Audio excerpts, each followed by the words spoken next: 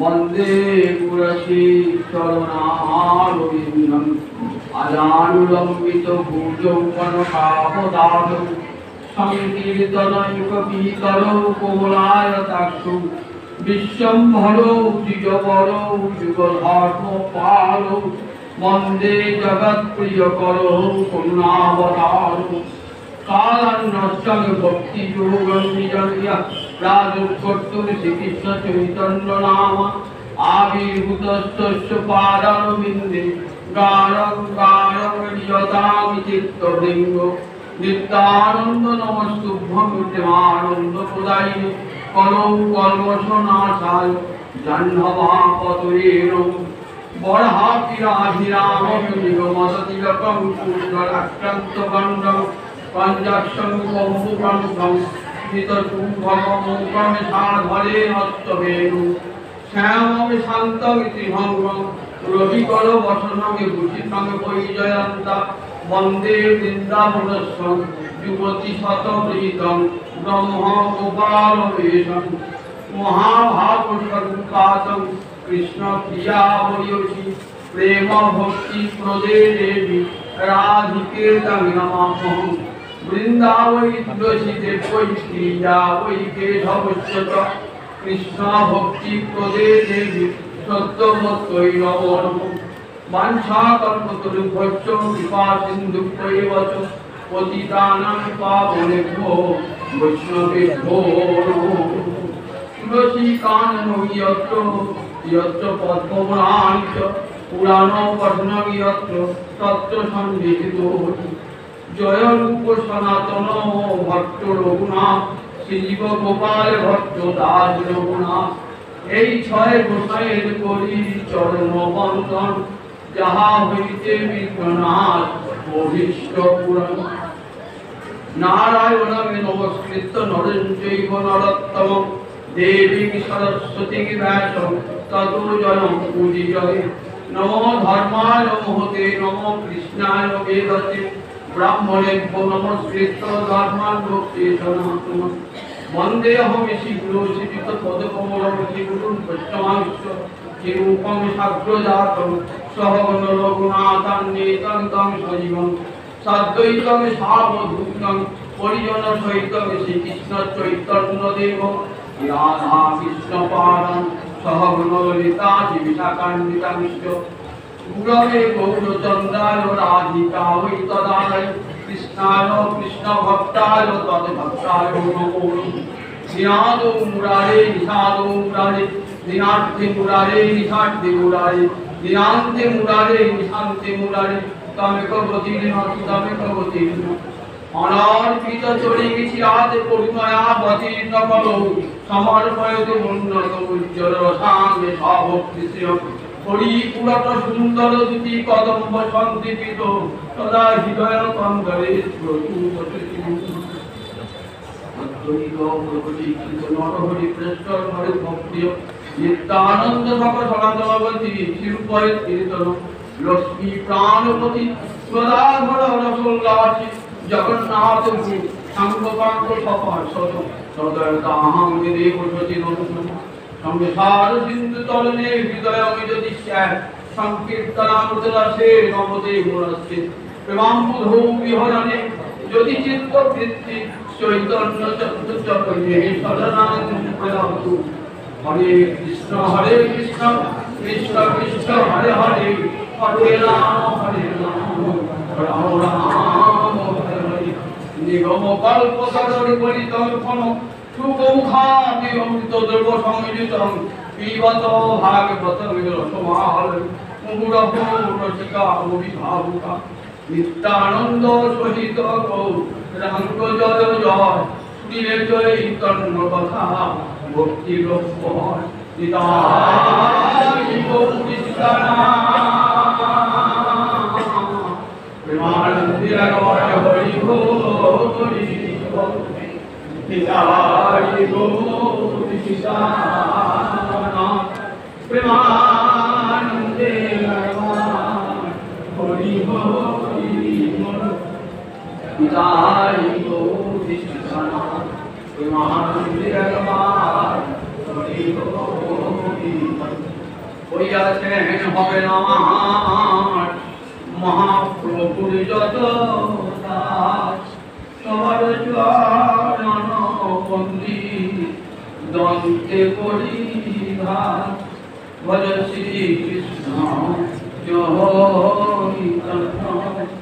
প্রভু নিত্যানন্দ চৈতন্য গদাধর শিবাসাদি গৌরী ভক্ত বৃন্দ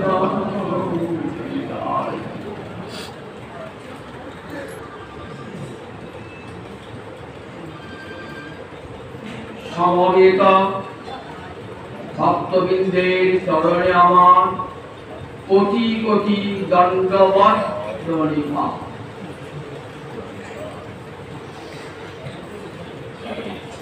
আপনারা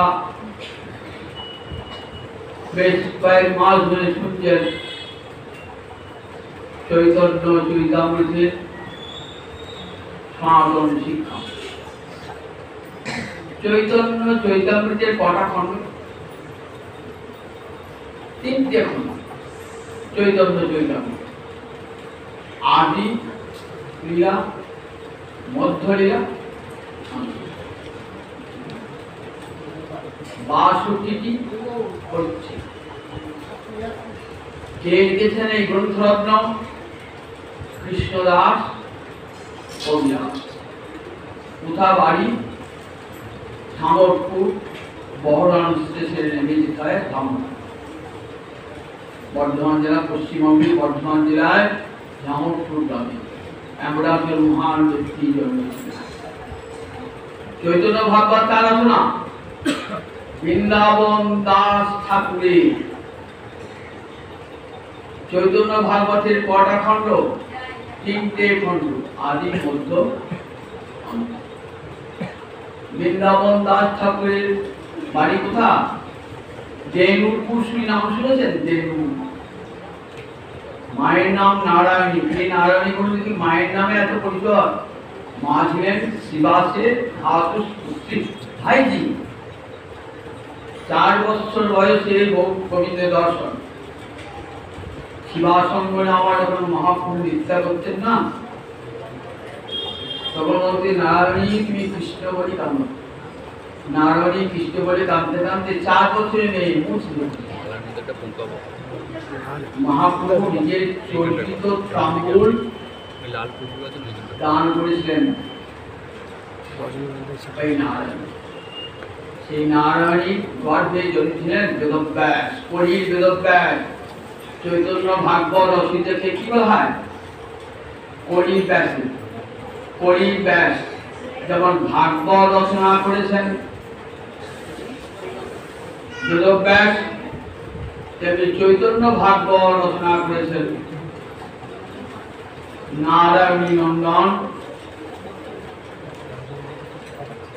দেনুবাসী বৃন্দাবন দাস ঠাকুর। তার পরবর্তী গ্রন্থি হলো চৈতন্য চরিতামৃত। কেমন চৈতন্য চরিতামৃত দেখুন, বলছেন আমার লিখন যেন সুখের পঠন। সুখের, সুখের দাসরঞ্জন সুখ। হরিদ্বারে ব্রহ্মকুণ্ডের তীরে সুখদেব সাতদিন ব্যাপী অমৃত কথা শুনেছেন। তবে আমার লেখাটাও কেমন না, মদন মোহনের আজ্ঞা। আমার লিখন যেন চৈতন্য চরিতামৃত জয়ন্তী আসছে, সেদিন শোনাবো চৈতন্য চরিতামৃত বিস্তার করে শোনাবো। এই চৈতন্য চরিতামৃতের মধ্য লীলায় সনাতন শিক্ষা।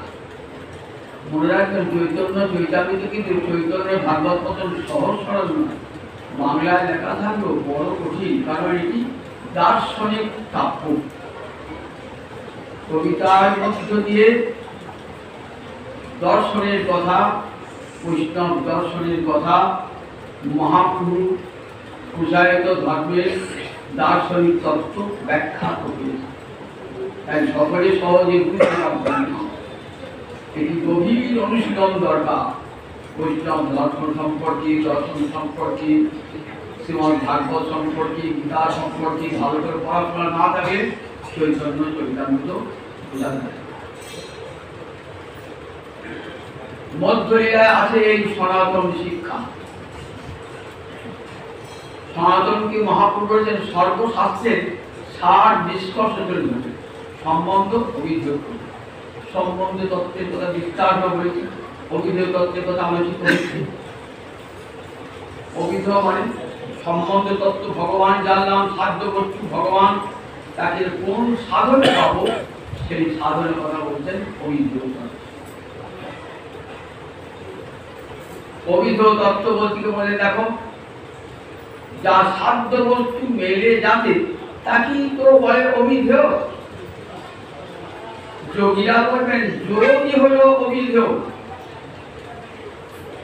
জ্ঞানীরা বলবেন জ্ঞানী হলো অভিযোগ, ভক্তেরা বলবেন ভক্তি হলো অভিযোগ, আবার যারা কর্মী তারা বলবেন যাগযজ্ঞাদি হলো অভিযোগ। তাহলে বিচার করতে হবে তো, নিরপেক্ষভাবে বিচার করতে কোনটা সত্যিকারের অভিযোগ হবে। প্রথম দেখুন দেখতে হবে অধিকার। এই যে যাগযজ্ঞাদি কর্মে সকলের অধিকার, ব্রাহ্মণ ছাড়া শুদ্ধ বা নারী জাতীয় অধিকার লোকের অধিকার। তাহলে যা সকলের জন্য নয় সেটা কি করে অভিযোগ হতে পারে যা সকলের জন্য? তাহলে যাগযজ্ঞাদিটা অভিযোগ হলো। 2 নম্বর কারণ কি না বললেন দেখো কর্ম যোগ জ্ঞান এরা কিন্তু ভক্তির মুখ পানে চেয়ে থাকে।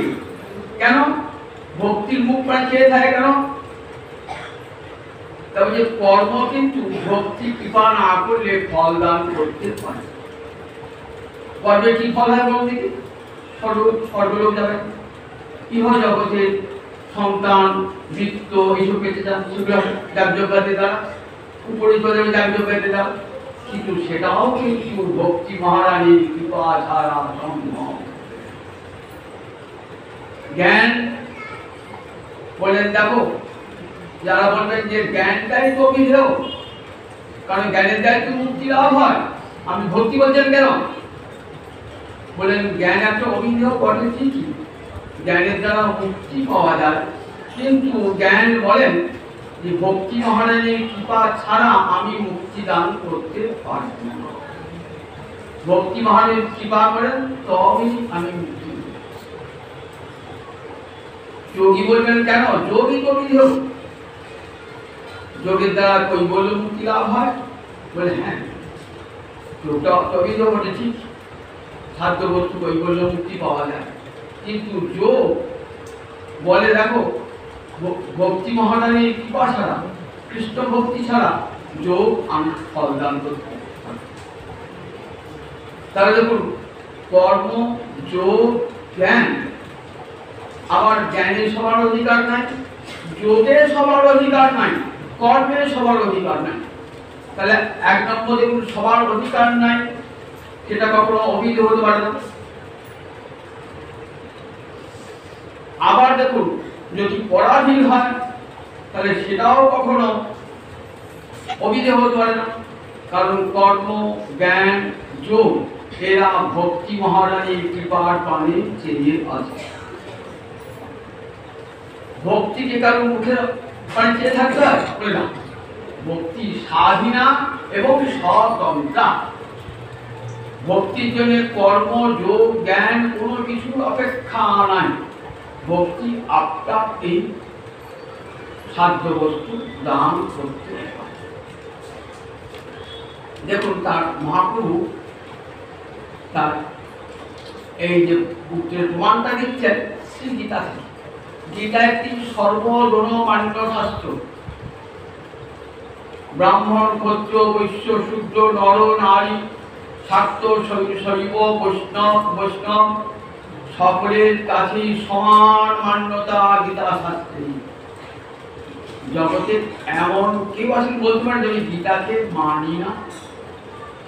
আপনি যে কোনো সম্প্রদায়ের লোক হন না কেন, আপনি যদি গীতাকে না মানেন তাহলে তবে গীতা না মানলে আমি অসাম্প্রদায়িক ব্যক্তি। কোন সম্প্রদায় বিচ্যুত। গীতাকে সবাই কিন্তু আপনার জ্ঞানী, যোগী, বৈষ্ণব, শৈব, শাক্ত সবাই কিন্তু গীতাকে নিজের বলে গ্রহণ করেছেন এবং নিজেদের অনুকূলে ব্যাখ্যা করেছেন। সেই গীতায় 18টা অধ্যায় আছে। প্রথম দিকে দেখবেন কি বলা আছে না, কর্মের প্রশংসা করা আছে। কর্ম না করা চাইতে কর্ম করা ভালো। কর্ম বন্ধন আনে, তাই জ্ঞানীরা বলেন না কর্ম করো না। বলে কর্ম না করে কেউ থাকতে পারে? জলে পোকা আছে তাই জল খাবো না, তাহলে জল না কেউ থাকতে পারে? তাহলে জলের পোকাটাকে বার করে দিয়ে শুদ্ধ করে জলটাকে খেতে হবে। তেমনি যে কর্ম বন্ধন আনে, কোন কারণে বন্ধন আনছে সেই বন্ধনটা দেখে কি বন্ধনটা বাদ দিয়ে কর্ম করতে হবে। বলে কর্মটা তো বন্ধন আনে না, আসক্তি তাই এবং ফল কামনায় বন্ধন নিয়ে আসে। আসক্তি এবং ফল কামনা এই দুটো বন্ধন নিয়ে আসে। তাহলে এই দুটো ত্যাগ করি, আসক্তি এবং ফল কামনা ত্যাগ করি, কর্মটা শুদ্ধ হয়ে গেল, নিষ্কাম হয়ে গেল। এই ভগবান বলে দেখো কর্ম তো করতেই হবে, কর্মটা করবে, কর্মকে নিষ্কাম কর্ম। যজ্ঞের কথা বললেন গীতাতে, 3য় অধ্যায় দেখবেন যজ্ঞের কথা বলা আছে। কেন যজ্ঞের কথা বললেন? দেব দেবীরা তারা স্বর্গ থেকে বৃষ্টি দান করেন, বৃষ্টির ফলে শস্য উৎপন্ন হয়, সেই শস্যকে বেঁচে থাকি। বায়ু দেবতা বায়ু দান করে, সূর্য দেবতা আলোক দান করে, চন্দ্র দেবতা কিরণ দান করে। তাহলে দেবতাদের দানে তোমরা বেঁচে আছি, সুতরাং কারো দানে বেঁচে থাকে তার একটা প্রতিদানও দিতে হয়। আপনাকে একটা লোক রোজ কিছু কিছু দিয়ে যাচ্ছে, তখন আপনি কি ভাববেন?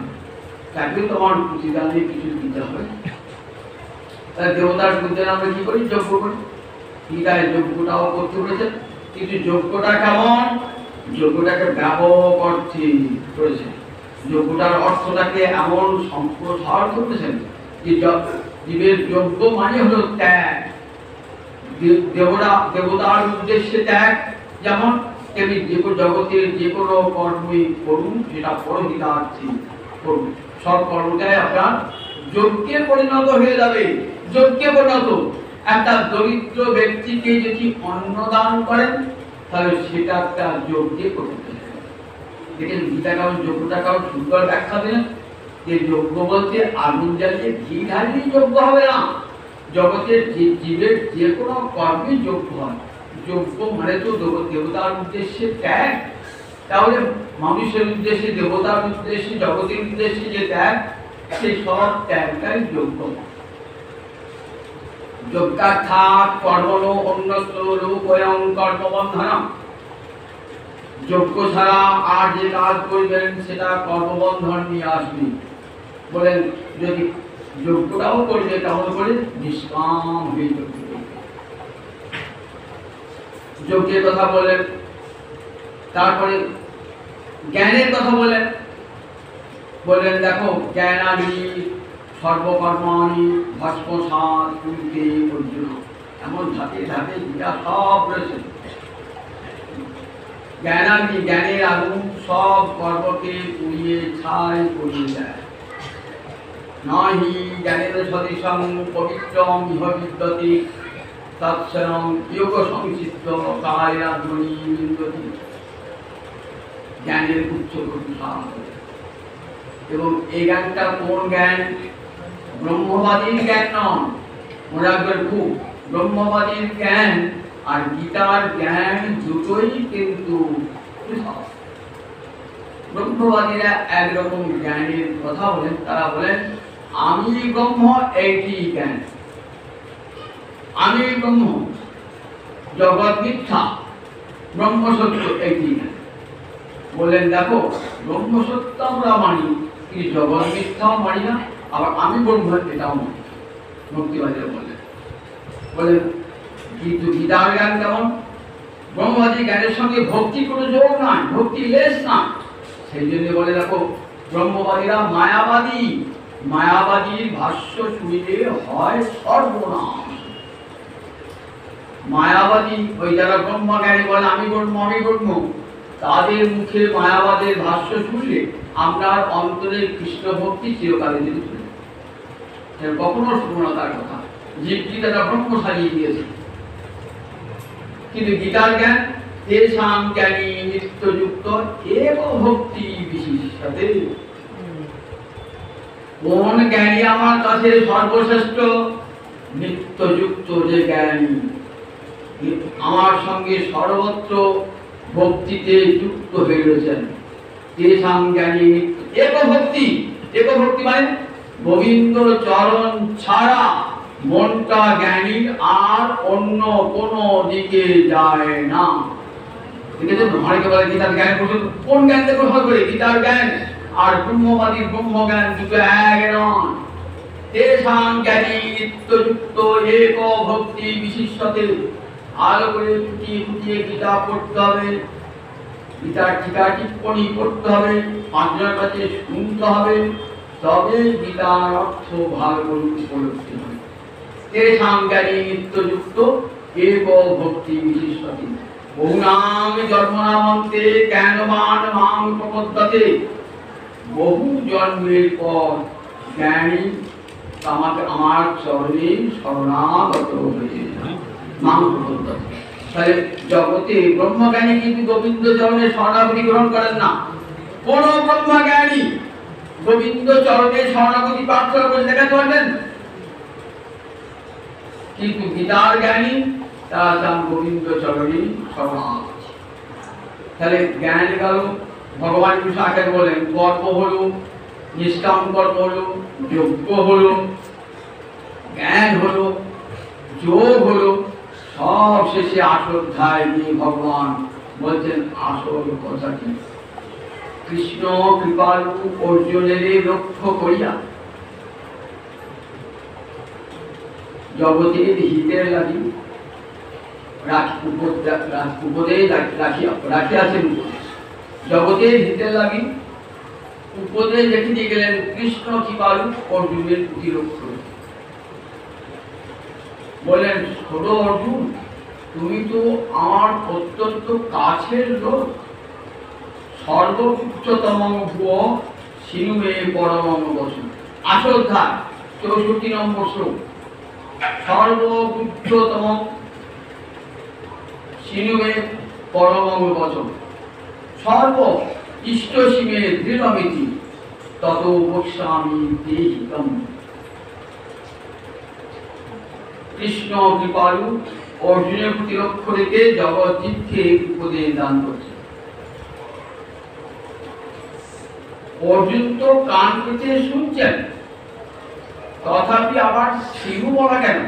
একটা লোক আপনার কথা শুনছে, আবার বলছি শুনছো কেন?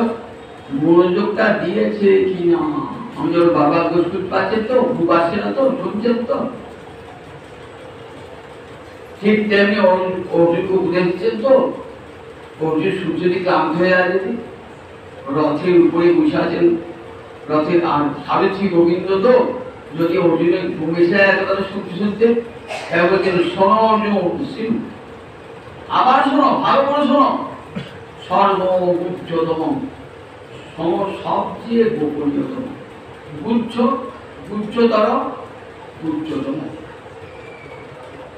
জ্ঞান যোগ ভক্তি। এবারে গুচ্ছতম ভক্তি, আবার সর্বগুচ্ছতম। শুধু গুচ্ছতম নয়, গুচ্ছ মানে গোপনীয়। সংস্কৃতির গোল অর্থ গোপন, গুচ্ছ মানে গোপন। গুচ্ছ কথা বলি না, খুব গোপন কথা। তাই সর্বোচ্চতম, সবচেয়ে উচ্চতম পরম বচন, এটা কি তোমার দামি কথা, শুনতে হবে তোমাকে পরম বচন। কেন শুনতে হবে? দৃঢ়ং ইষ্টসি, তুমি আমার খুব প্রিয়, নিজের কাছের লোক, দৃঢ়সি, তাই তত গোস্বামী। তাই আমি তোমার হিতের জন্য এই কথাটা বলছি। এবার কি যে কথা, অর্জুন কান দিতে শুনছেন, আমি তোমার বন্ধু, তুমি আমার নিজের জন্য, তো তোমার হিতের জন্য কথাটা বলছি। কি বলছেন দেখুন, মন্মনা ভব মদ্ভক্ত মজ্জাজি মাং নমস্তু উপসংহার্য। মন্মনা ভব মদ্ভক্ত মজ্জাজি মাং নমস্তু মামে বৈশ্বসী সত্যান্তে প্রতি জানে প্রিয় অসীমে। প্রতিটি শব্দ কেমন সুন্দর। অর্জুন, তুমি তোমার নিজের লোক, তাই বলি মন্মনা ভব, তুমি তোমার মনটা আমাকে দিয়ে দাও। তোমার মন আর আমার মনটা যেন পৃথক না হয়, মনটাই আমাকে আগে দাও। আমি আগে সরকারের মনটা চাই, আমি টাকা চাই না, পয়সা চাই না, মানুষের দেহ চাই না, বৃত্ত চাই না, অর্থ চাই না, আমি মনটাই চাই। এই জগতে যে ভালোবাসার পাত্র, সে কি চায় বলুন দেখি? সত্যিকার যে ভালোবাসার পাত্র, সে বলে কিচ্ছু চাই না, শুধু মনটা পেলেই।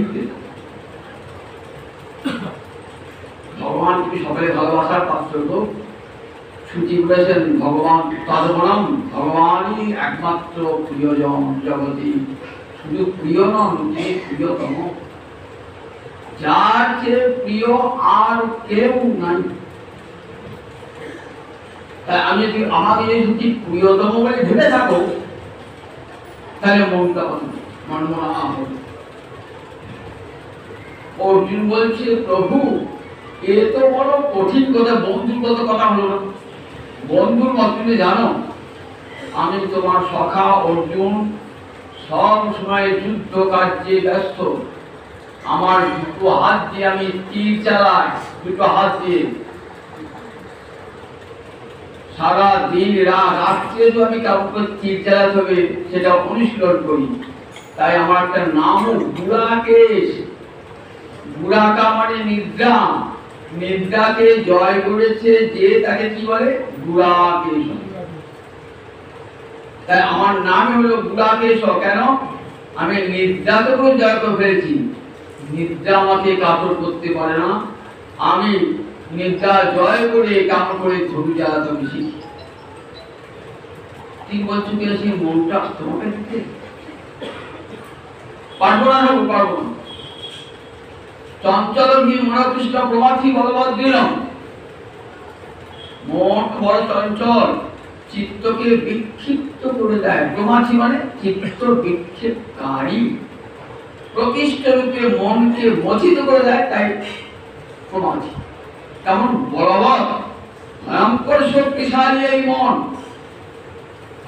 আপনি বুঝে আছেন তো যে সমস্ত মনোযোগ দিয়ে হরিকথাটা শুনব, কিন্তু মনটা যদি চায় আমরা হরিকথা শুনতে দেবো না, সেখানে মনটা কোথায় নিয়ে গেছে, মনটা কোথায় চলে গেছে। আমি বুঝে আছি না ভাগবতে আসেন, মন কিন্তু নাই। আমরা চোখ দুটো যে গেছে, মুখটা আছে পাঠকের বাড়ি, কিন্তু মনটাই নেই। দেখছেন তো? তার কারণ মনটা তো পালিয়ে গেছে। মনটাই তো আমরা কানটাকে শোনাবে, চোখটাকে দেখাবে, মুখটাকে বলাবে, এটাই তো মনের কাজ। মন তো সব ইন্দ্রিয়ের অধিপতি। তা সে মন যে অধিপতি, সে আসল মালিক সে তো পালিয়ে গেল। এবার কর্মচারী খাচ্ছে কারা? এক 10টা ইন্দ্রিয় কর্মচারী খাচ্ছে। চক্ষু, কর্ণ, নাসিকা, জিহ্বা, ত্বক, বাক, পানি, পাদ, বায়ু, উপস্থ, এই 10টা হলো কর্মচারী। এরা খাচ্ছে তো। মালিক যদি পালিয়ে যায় তাহলে কি করে বলি? সেই অনুসারে কর্মচারীরা ফাঁকি দেবে। তাই মালিক পালিয়ে গেছো, মনটা পালিয়ে গেছে তো, এবার ফাঁকি দিচ্ছে। কে দেখুন, এবার সবাই ফাঁকি দিচ্ছে। আর দেখুন আমরা কানটাও কিন্তু আর হরিকথা দিকে নাই, কারণ আমার মনটা পালিয়ে গেছে। মালিকটাই পালিয়ে গেছে। কারণ দেখুন মনমনা ভব, আমি কি করে মনটা দেবো তোমাকে প্রভু? চঞ্চল গিয়ে বলো কৃষ্ণ, এক জায়গায় মনটা আমার স্থির হয়ে থাকে না। কারণ থাকে না, আমি তো রজগুণী ক্ষত্রিয়, রজগুণের কাজ হলো চাঞ্চল্য সৃষ্টি করা, রজোর আঘাতমকমে বৃদ্ধি, অন্তরটাকে রঙিন রঙিন নেশায় পাগল করে তোলে। ঘর করবো, বাড়ি করবো, ছেলে মানুষ করবো, অর্থ উপার্জন করবো, খ্যাতি যশ প্রতিষ্ঠা অর্জন করবো, ভাগ্য শুনবো কি? তাহলে মনটা এমন চঞ্চল করে দিয়েছে না, মনটাকে চঞ্চল করে দিয়েছে, কোনোমতে মনটাকে আর বসে আনতে পারছেন না। সে বলছে মনটা ওকে দাও, বাবা ইয়ে কঠিন কাজ করবে, পারবো না, এ পারবো না, অসম্ভব না।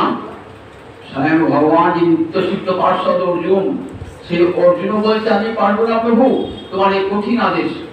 বেশ, মদ ভক্ত যদি না পারো তাহলে আমার শ্রবণ কীর্তন সাধন ভক্তি আমি দাবি করতে পারবো। ভাগবতে আসলে গিয়ে একটু হরিকথা শোনা,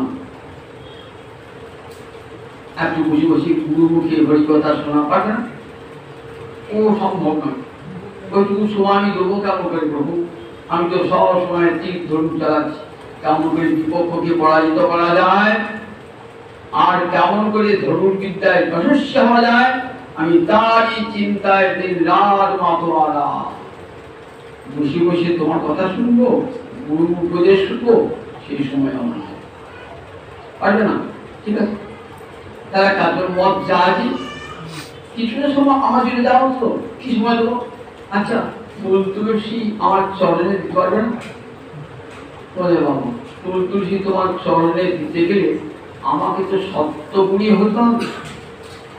শাস্ত্রে বলেছে দেবভূত দেবম যতে, নিজে দেবতা না হলে কখনো দেবতা অর্চনা করা যায় না। গুরুর কাছে দীক্ষা গ্রহণ করে দেহটা আমার শুদ্ধ, গুরুমন্ত্র জপ করতে করতে সত্য করে মনটা উৎকর্ষ লাভ করল, তখনই কিন্তু আমি পূজায় অর্চনায় অধিকার। দীক্ষা নাই, কিছুই নাই, কি করে ভগবান কি অর্চনা হবে? দেখবে এখন সময় ঘরে ঘরে একটা গোপাল নিয়ে এসে, যে ঘরে ঘরে গোপাল নিয়ে পূজা করে, দীক্ষা টিক্ষা কিচ্ছু হয় না, দীক্ষা টিক্ষা হয় না। আচ্ছা, আপনার যে দীক্ষা না হয়, আপনার হস্তে কোনো সাধুরা জল পান করবে? এই জগতে কোনো মানুষ আপনার বাড়িতে কোনো অতিথি এলো, আপনি জল দিতে গেলেন, সত্যিকারে অতিথি যদি বৈষ্ণব হন, বলবে আচ্ছা মা তোমার দীক্ষা আছে না, তোমার হাতে জল খাবো, কারণ তুমি অপবিত্র হাত তোমার, যে হাত দুই সময় লাগে না সে হাতটা। তাহলে দেখুন সাধুরাই যেটা গ্রহণ করেন না, গোবিন্দ কাউকে গ্রহণ করবে। পত্রং পুষ্পং ফলমুতোয়ং যোগে ভক্তা প্রদচ্ছতি, ভক্তির সঙ্গে এই ভক্তি মুখে বললেই হয় না, গুরুদেব কৃপা না করলে কখনো ভক্তি পরিচালিত হয় না। মুখে বড় বড় কথা বললে হয় না। দেখুন তাহলে গোপালকে নিয়ে এসেছেন, কিন্তু অপরাধ সঞ্চয়, সেবা করার যোগ্যতা আমার নাই, অত ঘরে এনে দিচ্ছি গোপালকে, দিনের পর দিন গোপাল আমার উপাসী হয়েছে। তাই বলেন মত চাচ্ছি আমার অর্চনা করো। অর্জুন বলছেন আমার তো সত্যগুণই নাই, আমি কি করে তোমার অর্চনা করবো? পারবে না। তার তিনটি পারলে না, মনটা দিতে পারলে না, আমার কথা শ্রবণ কীর্তন করতে পারলে না, আমার অর্চনা করতে পারলে না। একটা সবচেয়ে সহজ কথা বলে, অর্জুন কানটা খারাপ, এই বাণীশ্বর সহজ বছর কি বলে, মামে নমস্কুরুন, আমাকে একটা প্রণাম করতে পারবে? এটা বড় প্রণাম করতে হবে, প্রণামটা করতে পারবো না, বুঝলো? প্রণামের বিধি জানো কি করে প্রণামটা করতে? প্রণামের বিধি জানো? প্রণামের মন্ত্র উচ্চারণ করতে ওম নমো ব্রহ্মণ্যদেবায় গো ব্রাহ্মণহিতায় চ জগদ্ধিতায় শ্রীকৃষ্ণায় গোবিন্দায় নমো নমঃ। হে কৃষ্ণ করুণা সিন্ধু দীনবন্ধু জগৎপতে গোপেশ গোপীকান্ত রাধাকান্ত নমস্তুতে, তপ্ত কাঞ্চন গৌরাঙ্গী রাধে বৃন্দাবনেশ্বরী বিশোহানুসুতে দেবী তাং নমামি হরিপ্রিয়ে। এমনি করে মনন করতে হয় ভগবানকে, মনন করে তবে প্রণামটা করতে হবে। কেমন প্রণাম মানে প্রকৃষ্ট রূপে নত হওয়া। প্রণাম মানে প্রকৃষ্ট নত হওয়া। আমার শুধু দেহ মন, আমার দেহটাই নত হলে মনটা দরকে জায়গায় যাচ্ছি প্রণাম করতে গেল বলে দেখো ও প্রণামে করে বিরোধী না, ও অপরাধ সহিষ্ণু একসাথে প্রণাম করছে, অথচ কপাল দেখি ও কাছে করো না, জোড়হাত করে প্রণাম করো, ডাইনি প্রণাম করো, জোড়হাত করে করো। অনেকে হয়তো বসে করতে পারেন না প্রণাম, তারপর মাথা নামিয়ে প্রণাম করতে পারেন না। প্রথম রাজ্যে প্রণাম করবে বলেছেন হৃদ বাক বপুভি বিদধান নমস্তে, হৃদয় দিয়ে বাক্য দিয়ে মন দিয়ে প্রণাম হবে, হৃদয় দিয়ে মন দিয়ে বাক্য দিয়ে প্রণাম হবে। বাক্য দিয়ে প্রণাম আমি আগে বললাম, হে কৃষ্ণ করুণা সিন্ধু, বাক্য দিয়ে প্রণাম। দেহ দিয়ে প্রণাম, পঞ্চাঙ্গ প্রণাম, অষ্টাঙ্গ প্রণাম, দণ্ডবত প্রণাম। পাঁচটা অঙ্গ পৃথিবী আমার ভূমি দেবীর সঙ্গে যুক্ত হয়ে গেল, আটটা অঙ্গ যুক্ত হলো, গোটা দেহটা যুক্ত হলো। তাই এটা বলে দেহ দিয়ে প্রণাম। এবার দেহ দিয়েও করতে পারছি না, বাক্য দিয়েও করতে পারছি না, বিছানায় শুয়ে আছি, তখন কি হবে? তখন মনে মনে প্রণাম। বিশ্বদেব 10 দিনের পর বিশ্বদেবের পতন ঘটল কুলিক্ষেত্রের যুদ্ধে। সরস্বজ্জায় পূজা আছেন, গোবিন্দ দেখতে গেলেন বিশ্বদেবকে, বিশ্ব নয়ন জলে ভাসছে, বিশ্ব গোবিন্দকে দর্শন বলছেন প্রভু তুমি যে অন্তর্যামী এটা আমি জানি, আমি তোমাকে গিয়ে দণ্ডবত করতে পারছি না, কিন্তু মনে মনে ভাবছি যে গোবিন্দ যদি একবার আমার কাছে আসে, তার দুটি চরণ কমল দেখতে দেখতে আমি প্রাণ পেতে চাই। আমি ইচ্ছা কিন্তু বানিয়েছি, আমি যেতে খুশি করতে পারতাম, দশে বা এত যন্ত্রণা ভোগ আছি, তাকে সমান 58 দিন ধরে পড়ে আছি এই কুরুক্ষেত্রের মাঠে, আমাকে দেখবার কেউ নেই, 58 দিন পড়ে আছি, দেখেছো তো? সরস্বজ্জায় শুয়ে আছি, মাথা কি ব্যথা, দেখেছো তো? দু হাতে বালিশ, ওই বালিশ শুয়ে আছি, পা দুটো ঝুলে আছে বালিশে ওই সরস্বজ্জায়। আমি তো ইচ্ছা করে এত কষ্ট সহ্য না করি প্রাণটা কোথায় করতাম, কিন্তু আমি তোমার আশা পাখি নয়ন পেয়েছি আছি, কবে তুমি আসবে? এই গোবিন্দ এসেছেন না, বিশ্বের দুটি নয়নের জলধারা, সঙ্গে এসেছেন যুধিষ্ঠির পঞ্চপাণ্ডব। কুরুক্ষেত্রের যুদ্ধ শেষ হয়েছে, যুধিষ্ঠির আর সিংহাসনে বসেছেন, কিন্তু মনে শান্তি পাচ্ছেন না। তার শান্তি পাচ্ছে না, এত আত্মীয় স্বজন বধ হলো, ঘরে ঘরে কান্না, এই রাজ্য নিয়ে সম্পদ নিয়ে আমার কি হবে? এই রাজ্য আমি রোমান বনে পালাতে চলে যাবো। অশ্বমেধ যজ্ঞ করলেন, কিন্তু মনে শান্তি ছিল না। গোবিন্দ জানতে পারলেন যে যুধিষ্ঠির মনটা তো ত্যাগ বৈরাগ্যে ভরা, যুধিষ্ঠির মনটা রাজা হয়েছেন বটে, কিন্তু মনটা তো ত্যাগ আর বৈরাগ্যে ভরা। রাজ্যের প্রতি কোনো আকর্ষণ নাই, ধনের প্রতি কোনো আকর্ষণ নাই, যশের প্রতি কোনো আকর্ষণ নাই, মনটা ত্যাগ বৈরাগ্যে ভরা। তাহলে এখন যদি যুধিষ্ঠির সিংহাসনে না বসেন, তাহলে ভারতবর্ষের সম্রাট হবেন কে? এই বিশাল ভারতবর্ষ কে চালাবে? তখন দেখবেন আমি তো সখা, আমার কথায় কাজ হবে না, এবার আমি ভক্তের মুখ দিয়ে শোনা। ভগবান নিজের কথা বললেন না, ভগবান যা পারেন না ভক্ত তা পারেন। আগে বলেছি ভগবান যা পারেন না ভক্ত তা পারেন। যুধিষ্ঠিরের মনে শান্তি ভগবান আনতে পারছেন না, যে ভগবানকে ডাকিয়ে জীব শান্তি লাভ করে। বেদ মন্ত্রে ঋষিরা ভগবানকে ডাকছেন, এসে আমার মনে শান্তি লাভ করে, আর সেই শান্তিদাতা ভগবান দেখুন কাছে কাছে রয়েছেন, তথাপি যুধিষ্ঠিরের মনে শান্তি নাই। বলেন চলো ঋষি বলে চলো আমরা পিতামহকে দিকে আসি।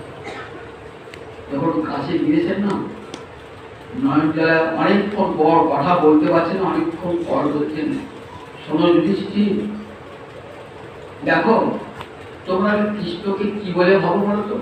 নিজের আত্মীয় বলে ভাবো নয়, নিজের মামার ছেলের মাধুরে বলে ভাবো তো, তোমার অর্জুনের সারথি বলে ভাবো, সখা বলে ভাবো তো? তুমি দেখো এগুলি তার লীলা মাত্র, তার আসল পরিচয় কি জানো? তিনি অখিল গুরু নারায়ণ, অখিল গুরু নারায়ণ। আজ অর্জুনের সারথির ভূমিকা দেখাচ্ছেন, আমি জগতের সমস্ত জীবের জীবনের রথের সারথি আমি। জীবকে আমি যেদিকে নিয়ে যাব, জীব সেই দিকে নিয়ে যাব। তাই দেখো অখিল গুরু নারায়ণ, তার প্রমাণ দেখবে। আমি মনে মনে দেখো অনেক আগেই প্রাণ পরিত্যাগ করতে পারতাম, করি নাই কেন জানো? গোবিন্দ চরণ দর্শন করতে করতে আমি প্রাণ পরিত্যাগ করি। কিরকম দাবি দেখুন, বলছেন দেখো হে সব ভগবান দেব দেব, হে দেবতা দেব দেবতা, হে গোবিন্দ, তুমি আমার চোখের সামনে থাকো, আমার চোখের সামনে। যাবৎ কলেবরং হীনম মহৎ, যতক্ষণ না আমি আমার দেহটা ত্যাগ করছি, ততক্ষণ পর্যন্ত তুমি আমার নয়ন সমক্ষে থাকো। কত বড় আবদার করতে দেখবেন, কত বড় আবদার। যেমন হরিদাস ঠাকুর করেছিলেন।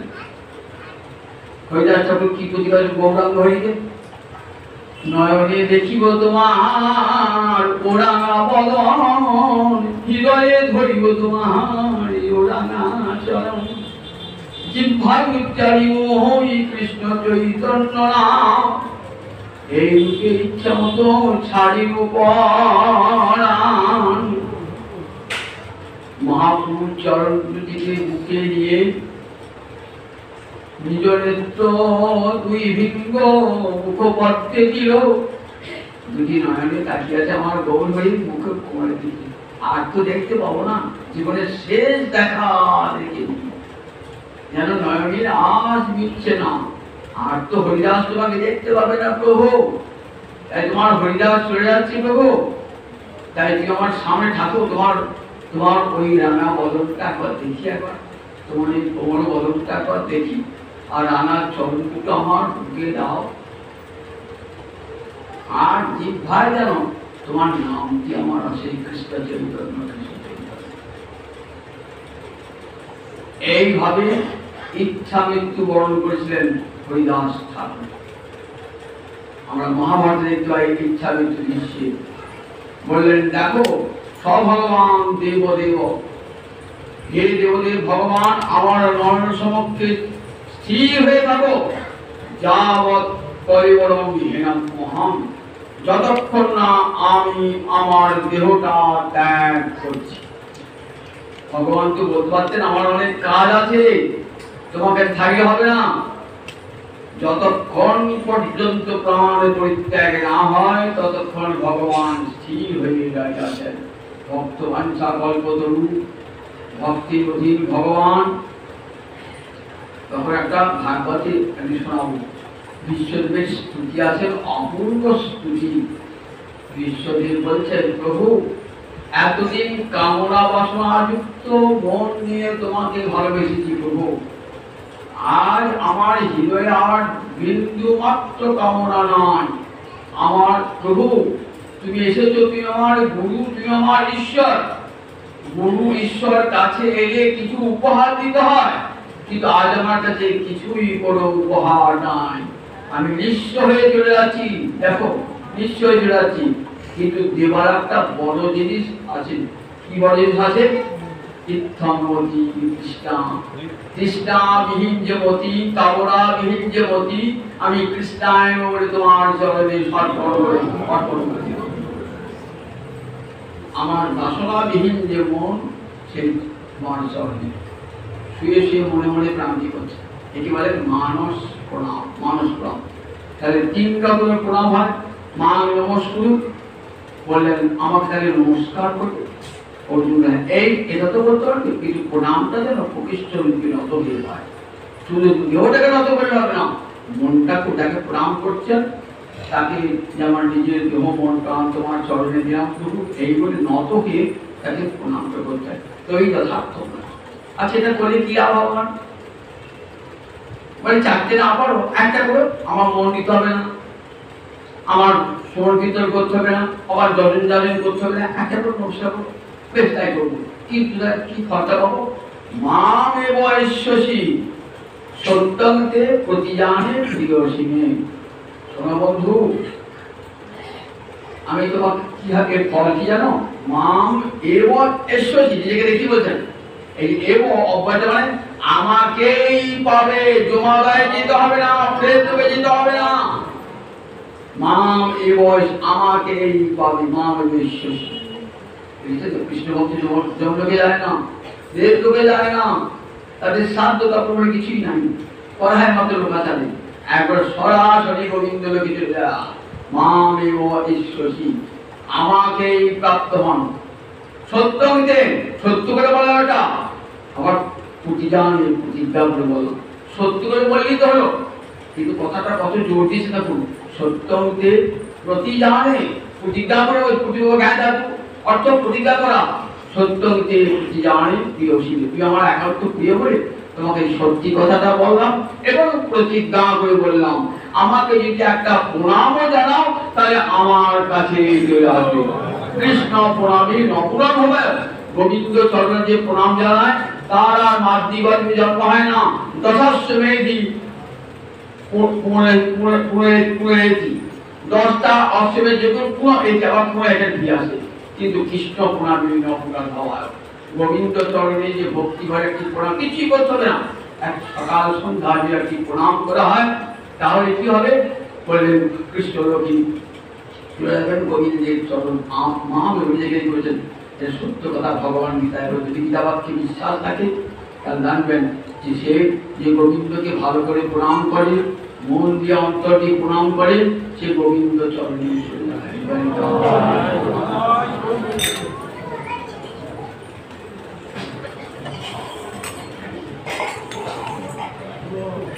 Jai